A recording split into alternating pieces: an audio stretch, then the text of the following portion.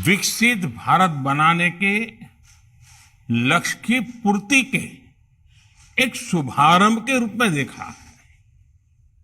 Budget को भावी अमृतकाल की दृष्टि से देखा और परखा गया है। ये देश के लिए शुभ संकेत है कि देश के नागरिक भी अगले 25 वर्षों को इन्हीं लक्ष्यों से जोड़कर देख रहे हैं। साथियों, बीते 9 वर्षों में देश विमेन लेड डेवलपमेंट के विजन को लेकर आगे बढ़ा है। भारत ने अपने बीते वर्षों के अनुभव को देखते हुए विमेन डेवलपमेंट से विमेन लेड डेवलपमेंट के प्रयासों को वैश्विक मंच पर भी ले जाने का प्रयास किया है।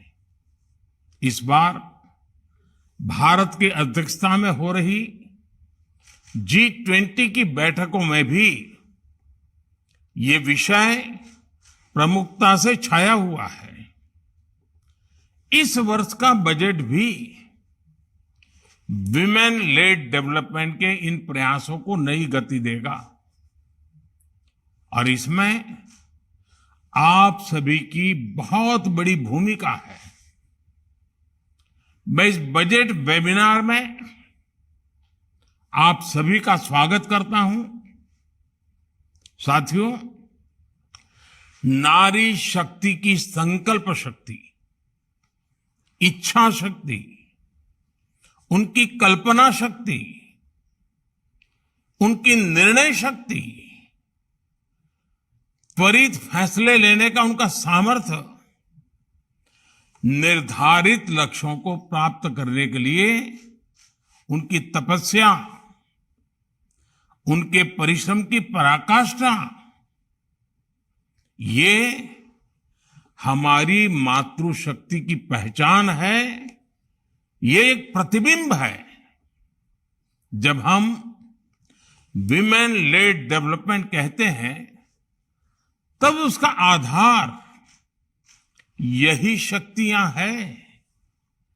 मां भारती का उज्जवल भविष्य सुनिश्चित करने में नारी शक्ति का यह सामर्थ्य भारत की अनमोल शक्ति है। यही शक्ति समूह इस शताब्दी में भारत के स्केल और स्पीड को बढ़ाने में बहुत बड़ी भूमिका निभा रही है। साथियों, आज हम भारत के सामाजिक जीवन में बहुत बड़ा क्रांतिकारी परिवर्तन महसूस कर रहे हैं। पिछले कुछ वर्षों में भारत ने जिस प्रकार विमेन एम्पावरमेंट के लिए काम किया है, आज उसके परिणाम नजर आने लगे हैं। आज हम देख रहे हैं कि भारत में पुरुषों की तुलना में महिलाओं की संख्या बढ़ रही है। पिछले 9-10 वर्षों में हाई स्कूल या उसके आगे की पढ़ाई करने वाली लड़कियों की संख्या 3 गुना बढ़ी है। भारत में साइंस, टेक्नोलॉजी, इंजीनियरिंग और मैथ्स में लड़कियों का एनरोलमेंट आज 43% तक पहुंच चुका है। और ये समृद्ध देश, विकसित देश, अमेरिका हो, यूके हो, जर्मनी हो, इन सबसे भी ज्यादा है। इसी तरह मेडिकल फील्ड हो या खेल का मैदान हो, बिजनेस हो या पॉलिटिकल एक्टिविटी हो, भारत में महिलाओं की केवल भागीदारी नहीं बढ़ी है, बल्कि वो हर क्षेत्र में आगे आकर नेतृत्व कर रही है। आज भारत में ऐसे अनेक क्षेत्र हैं जिनमें महिला शक्ति का सामर्थ्य नजर आता है। जिन करोड़ों लोगों को मुद्रा लोन दिए गए, उनमें से करीब 70% लाभार्थी देश की महिलाएं हैं। ये करोड़ों महिलाएं अपने परिवार की आय ही नहीं बढ़ा रही है, बल्कि अर्थव्यवस्था के नए आयाम भी खोल रही है। पीएम स्वनिधि योजना के माध्यम से बिना गारंटी आर्थिक मदद देना हो, पशुपालन को बढ़ावा देना हो, फिशरीज को बढ़ावा देना हो, ग्रामोद्योग को बढ़ावा देना हो, एफपीओज हो, खेलकूद स्पोर्ट्स हो, इन सभी को जो प्रोत्साहन दिया जा रहा है, उसका सर्वाधिक लाभ और अच्छे से अच्छे परिणाम महिलाओं के द्वारा आ रहे हैं। देश की आधी आबादी के सामर्थ्य से हम देश को कैसे आगे ले जाएं, हम नारी शक्ति के सामर्थ्य को कैसे बढ़ाएं, इसका प्रतिबिंब इस बजट में भी नजर आता है।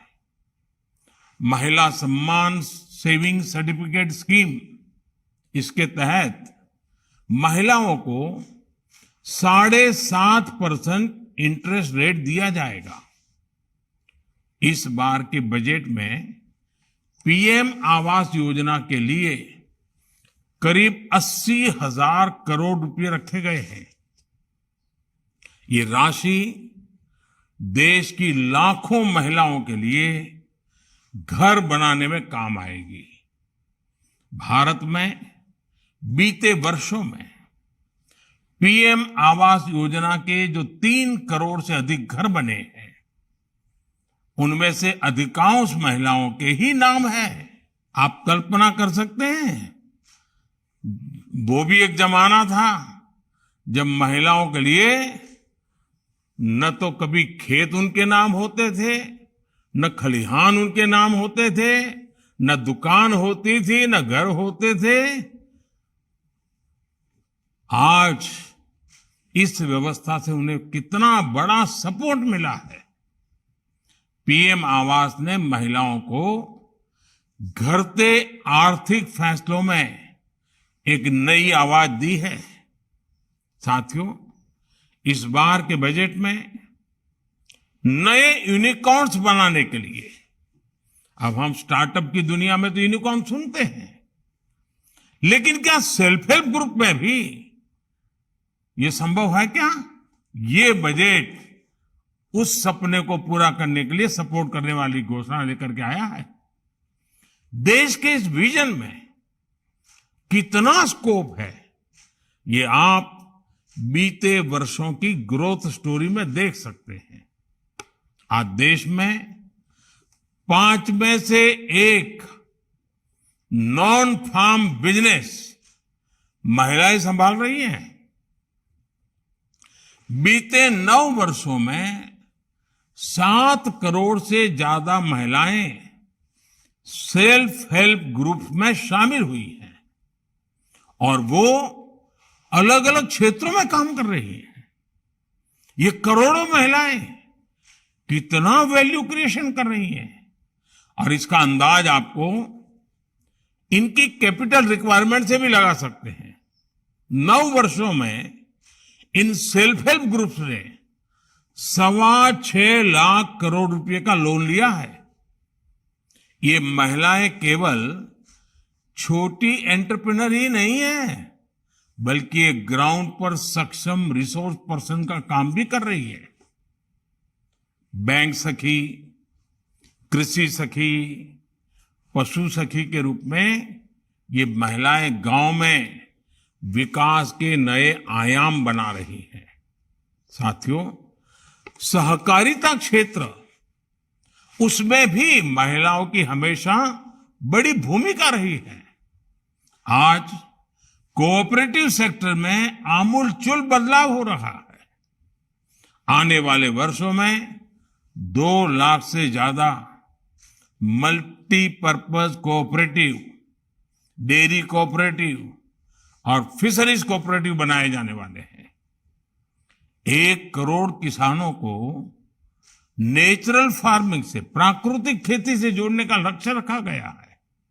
इसमें महिला किसानों और प्रोड्यूसर ग्रुप्स की बड़ी भूमिका हो सकती है। इस समय देश ही नहीं, पूरी दुनिया में मिलेट्स यानी श्री अन्न को लेकर जागरूकता आ रही है, उनकी डिमांड बढ़ रही है। ये भारत के लिए एक बड़ा अवसर है। इसमें महिला सेल्फ हेल्प ग्रुप की भूमिका को और बढ़ाने के लिए आपको काम करना होगा। आपको एक और बात याद रखनी है, हमारे देश में 1 करोड़ आदिवासी महिलाएं सेल्फ हेल्प ग्रुप्स में काम करती हैं। उनके पास ट्राइबल क्षेत्रों में उगाए जाने वाले श्री अन्न का पारंपरिक अनुभव है। हमें श्री अन्न की मार्केटिंग से लेकर इनसे बने प्रोसेस्ड फूड्स से जुड़े अवसरों को टैप करना होगा। कई जगहों पर माइनर फॉरेस्ट प्रोड्यूस को प्रोसेस करके मार्केट तक लाने में सरकारी संस्थाएं सहायता कर रही है। आज ऐसे कितने सारे सेल्फ हेल्प ग्रुप रिमोट इलाकों में बने हैं, हमें इसे और व्यापक स्तर पर लेकर जाना चाहिए। साथियों, ऐसे तमाम प्रयासों में युवाओं के, बेटियों के स्किल डेवलपमेंट की बहुत बड़ी भूमिका होगी। इसमें विश्वकर्मा योजना एक बड़े ब्रिज का काम करेगी। हमें विश्वकर्मा योजना में महिलाओं के लिए विशेष अवसरों को पहचान कर उन्हें आगे बढ़ाना होगा।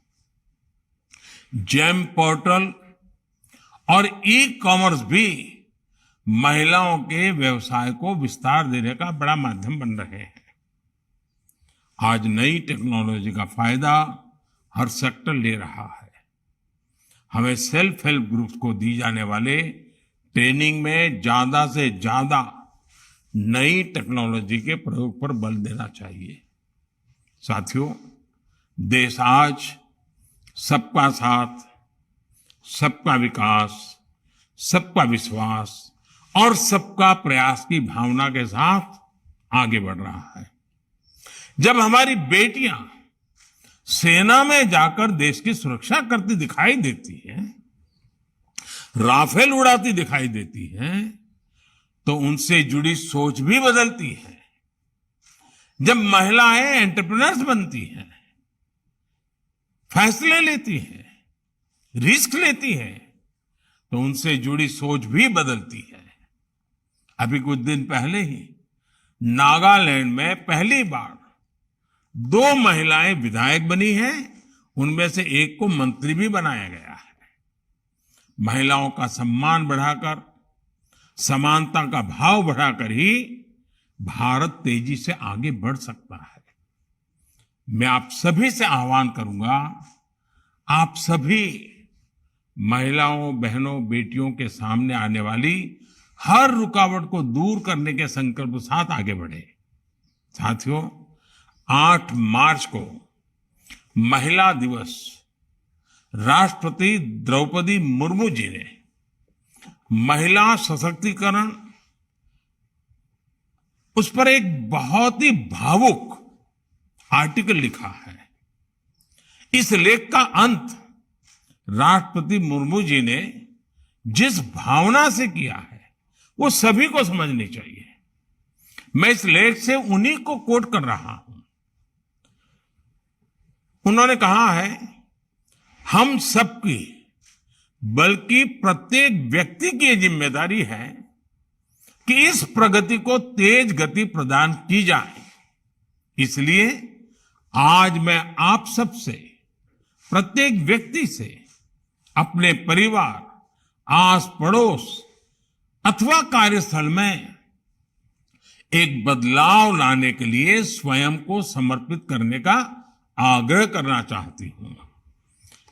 ऐसा कोई भी बदलाव जो किसी बच्ची के चेहरे पर मुस्कान बिखेरे, ऐसा बदलाव जो उसके लिए जीवन में आगे बढ़ने के अवसरों में वृद्धि करे, आपसे मेरा यह अनुरोध हृदय की गहराइयों से निकला है। मैं राष्ट्रपति जी के इन्हीं शब्दों के साथ अपनी बात समाप्त करता हूं। आप सभी को बहुत बहुत शुभकामनाएं देता हूं। बहुत बहुत धन्यवाद।